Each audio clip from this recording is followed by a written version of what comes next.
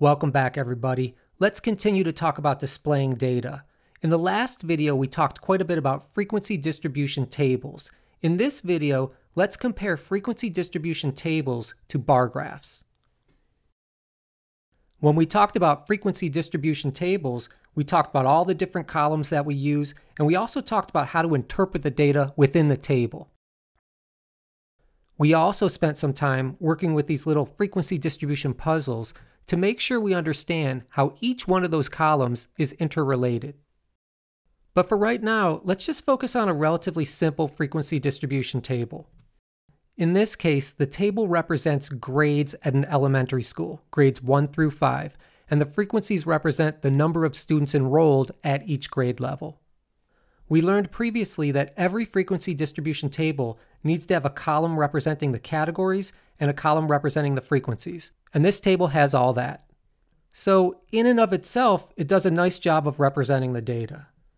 But we can ask ourselves, might there be a better way? Might there be a better way to tell the story behind the data?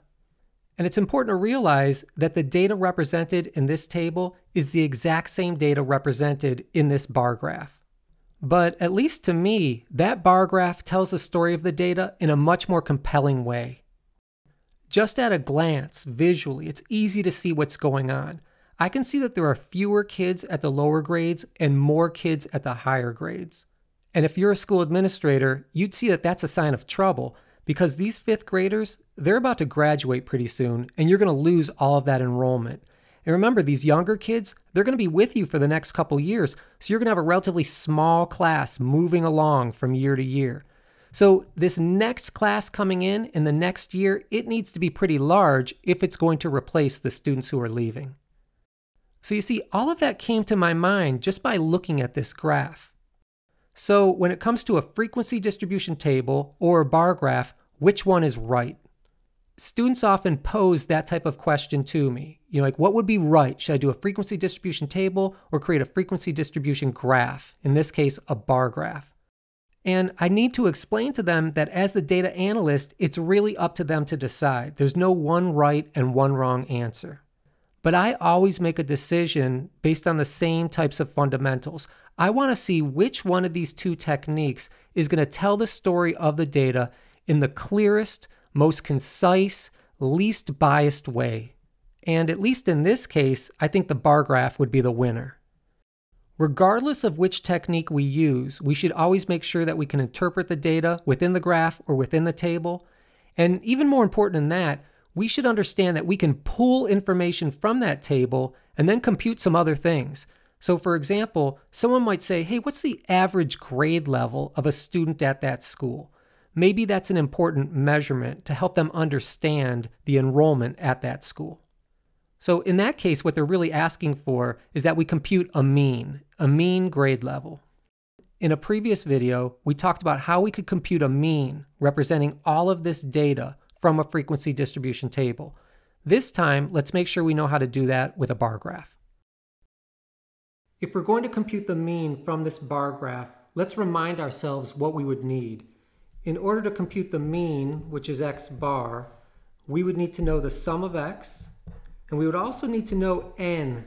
So we need to know the sum of all of our data, and then we also need to know our sample size. When we were working with a frequency distribution table, we learned that we can easily compute the sample size by summing up all the individual frequencies. We also learned that we can find the sum of all of our data by multiplying the category value times the number of people in each category.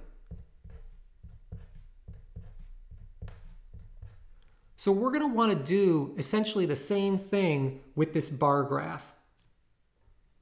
Right from the beginning, you can see that the bar graph isn't quite as convenient because although we can see the bars, we can't see exactly how high each bar goes.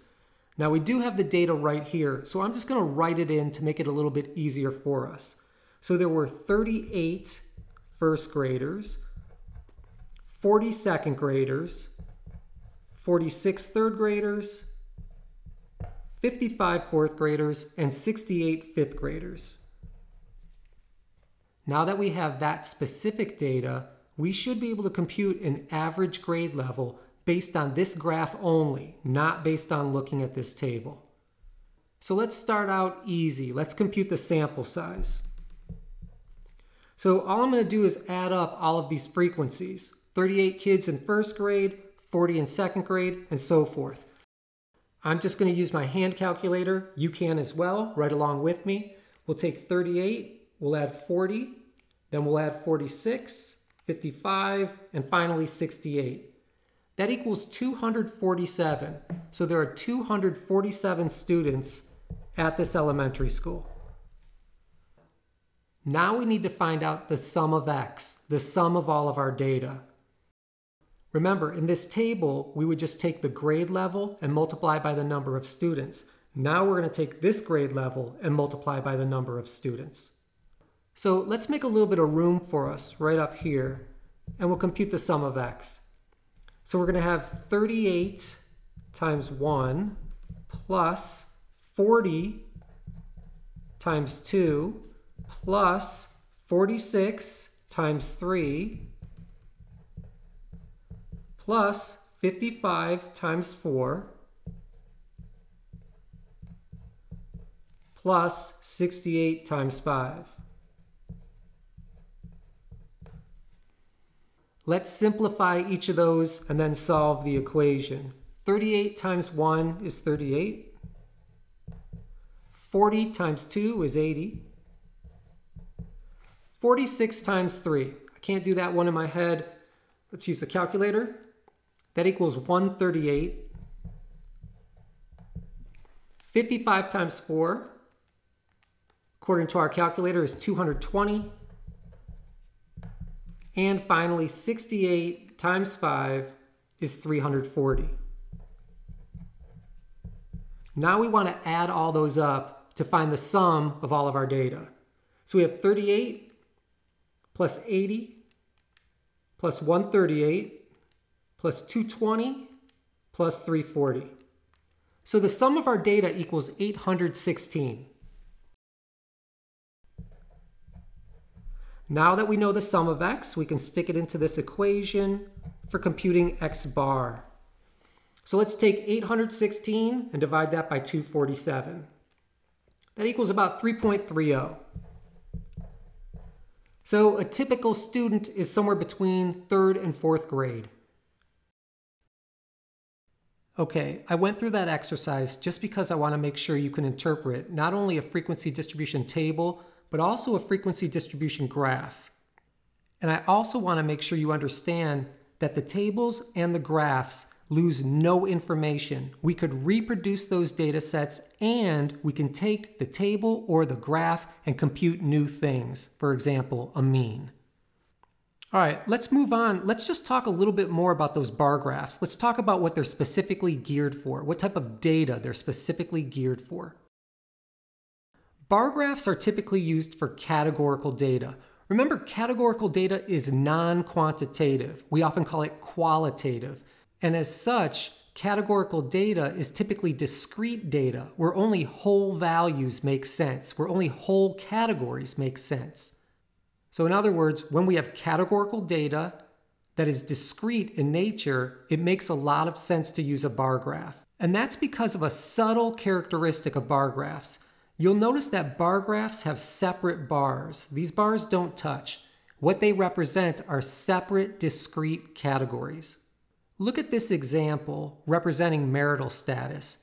You can see how many of the people in our sample are married, divorced, or single. So when I'm measuring something like marital status, it's clearly categorical data because the data that I'm receiving, words like single, married, divorced, they're just names of categories. There's nothing quantitative about them. There's nothing that we're actually measuring in terms of a quantity. And unless you overthink things, those categories are discrete. There's really nothing in between single and married or married and divorced. They're separate, discrete categories. And those separate bars that do not touch each other just represent graphically separate categories. Here are some examples of data that we might summarize with a bar graph. For example, gender. We could have male, female, transgender. Or maybe students' majors. Psychology, sociology, anthropology. Again, they're just category names. Or maybe crime classifications. Within some city, how many murders were there? How many assaults? How many burglaries? Just category names. Maybe political parties. How many Democrats? How many Republicans? How many independents? Those are all examples of the appropriate type of data to put into a bar graph. So just to summarize, when you have categorical data that is discrete in nature, it makes a lot of sense to use a bar graph. The next time we get together, in the next video, we'll talk about what to do when we have data that's quantitative in nature, measurement data, that is continuous. In those particular situations, we'll handle it just a little bit differently in a frequency distribution table and graph. Until then, study hard and be safe.